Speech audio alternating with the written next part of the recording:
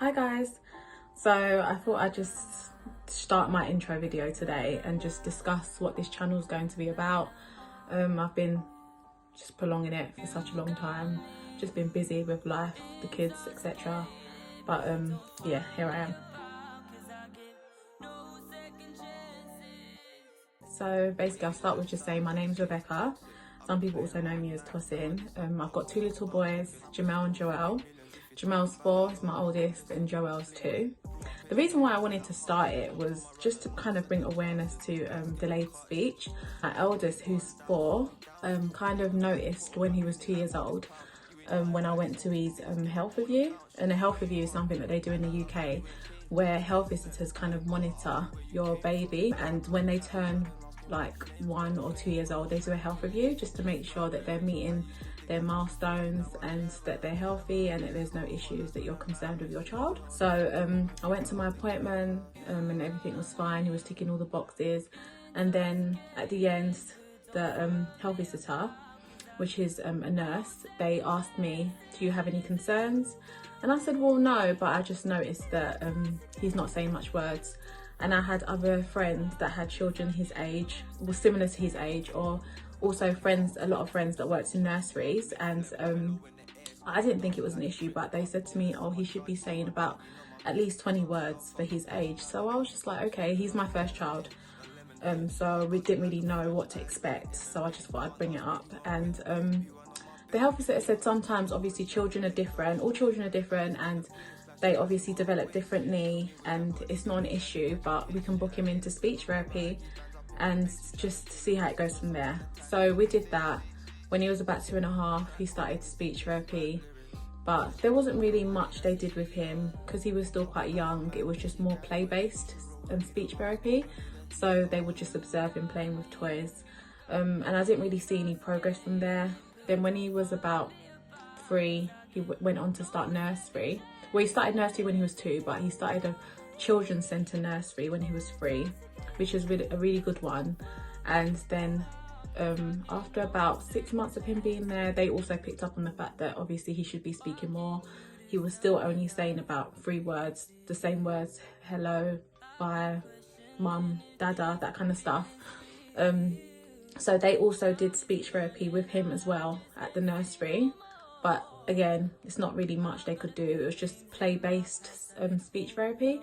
So they would just observe him playing and just do it like that, which I didn't really think was helping. And plus he was quite young at the time, so he didn't really respond to it. All he wanted to do was play, I guess that's all toddlers want to do.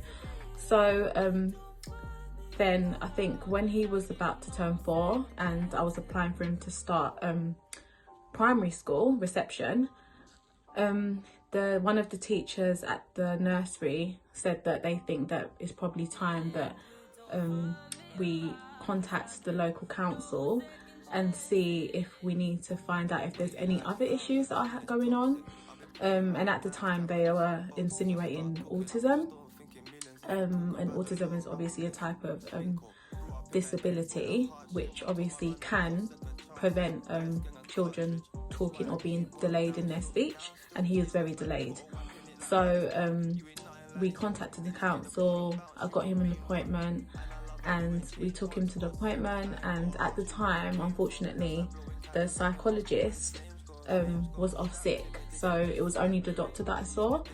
And there's 2 parts of the assessment. A psychologist needs to observe him playing, and a doctor needs to just kind of have a discussion with me and just find out the background and the history of what brought us there to the appointment.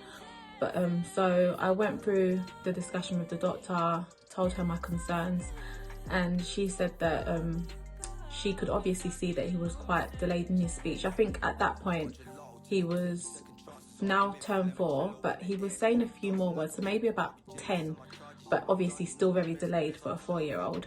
But because the psychologist was off sick, they couldn't do the whole assessment together, so we had to come back at another time and do that part of the assessment. And then unfortunately then Corona happened, so we didn't get the second part of the appointment. So we're still waiting for that till this day. and it's obviously been about 10 months and we're still waiting, and obviously there's a long waiting list. But the issue, obviously the issue is that he's very delayed in his speech. He's obviously learnt to communicate with me through pointing, sounds, and I guess children, if they know they can get their own way through doing things like that, then they don't really want to use speech, because they know that obviously, even though as much as I try and encourage him and do the whole like repeating after me and trying to encourage him to repeat after me, children, if they know that they can just get their way through throwing a tantrum and not doing it, then they're just going to carry on doing what they do. So even though he has made an effort to say some words or try and sound out some words, he's still very delayed. So when I had my second son, Joel, he was quite, I would say, I know children develop differently, but he walked quicker. For example, Jamel walked when he was, I think, about 1.5, or 1 year 3 months. Joel walked when he was about 9 months old, so that's very quick, a lot quicker in comparison to Jamel. He also started saying his first words and showing signs of speech quite early on as well. Before his first birthday, he was saying words, and obviously I was very happy about this because I didn't want another child that would have the same issue. But then I started to notice that the speech started to kind of decrease, and he wasn't speaking as much as he used to, and he would start copying Jamel. So he was pointing to things that he wanted, and not using speech anymore. And then a lot of people started to tell me that obviously siblings tend to copy each other, and because obviously he hadn't started nursery yet, so Jamel was the only kind of role model he had, or the only friend he had to look up to. So he was copying a lot of the stuff that Jamel did. So obviously now it's starting to have an impact on Joel and his development, and that's a big issue for me, because obviously now I only don't have one child that is refusing to speak, I've got two, and that hinders their progress. If you have a child that's got delayed speech, it's hard, because even though as a parent you learn to kind of adapt and understand what their needs are, other people don't, because they don't necessarily know them as much. So they may need something or want something or are trying to communicate something, but if you don't understand what they're trying to say, then it can be quite difficult, and then they can throw tantrums because of it, and yeah, it's quite distressing. So now I'm obviously in the process of also trying to arrange speech therapy for Joel, because he's now obviously turned 2, and it was picked up at his 2-year review as well. And obviously we're on the waiting list. It's obviously going to take a lot longer because of the coronavirus and stuff, so we're waiting for that. So that's the main reason why I wanted to start this channel, because I don't know anyone else in my position that has 2 young children that both have delayed speech, and I just thought maybe if I start this, then I can kind of get advice from others that may be going through the same thing, because I don't really know anyone else. A lot of parents have said to me in the past, oh, my son started speaking when he was 4, 5, 6 years old, boys are slower, that whole thing. And yeah, that's all fine and well, but I don't want them to speak when they're 5, 6 years old. I want them to learn to communicate and speak now. It's obviously quite hard when you don't have a diagnosis, so you don't kind of know what is the issue. So I'm kind of just trying my hardest to encourage them through play-based learning, through speech therapy that I do myself with them, and obviously just relying on also like the school as well. The school's obviously playing a part now. Jamel started reception, so there's things in place for him as well, like a speech therapist that comes into his school to kind of help him and encourage him to use more speech. Now that he's going to be 5 in December, I would say he has made a big effort, and he is starting to put more than one word, so he's starting to attempt to speak in sentences now. He's saying a lot more words. I'm not sure, it's probably at least I'd say 20 to 30.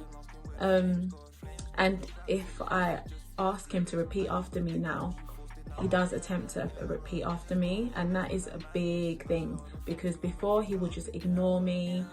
When I call his name, he just ignore me, and he was just not interested. But I think it just comes with age. He's obviously getting a lot more mature now, and I guess because he's in primary school and there's a lot of children around him that obviously are speaking to communicate. So I guess he sees that, and now he knows that that has to be something that he needs to do in order to communicate his needs.